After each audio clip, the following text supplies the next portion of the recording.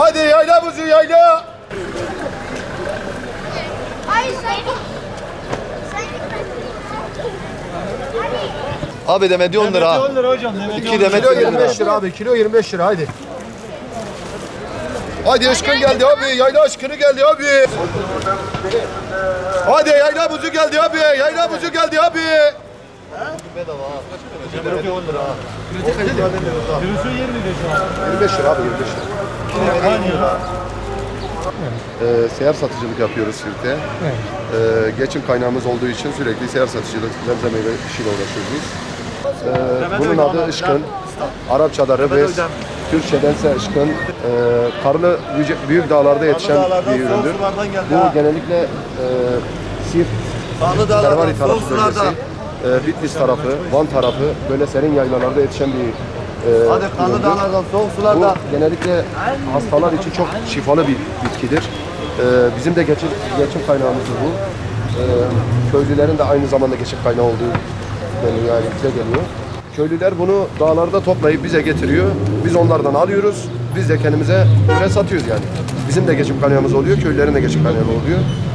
Işkın çok iyi, faydalı bir bitkidir. Hastalar için çok iyidir.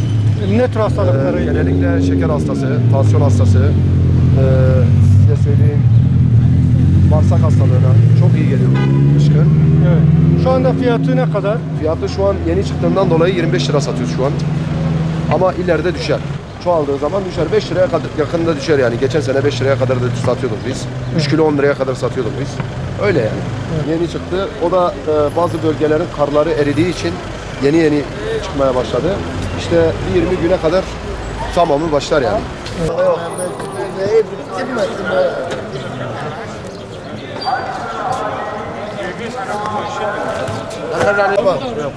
Al 2 demedi 20 lira. 1 kilo ha. Bugün bedava. Ulan 1 kilo mu alıyorsun? Haydi karlı dağlardan abi.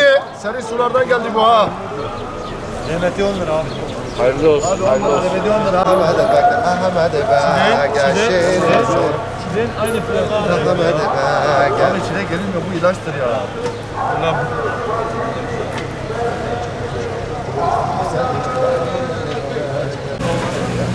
Yayladan nur geldi ha. Yayladan nur geldi ha.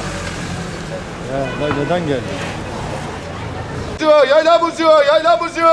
Hadi aşkın geldi abi, yaylada geldi abi. Hadi karlı dağlarda rübes, karlı dağlarda rübes. Al serin sularda rübes geldi, karlı dağlarda rübes geldi abi.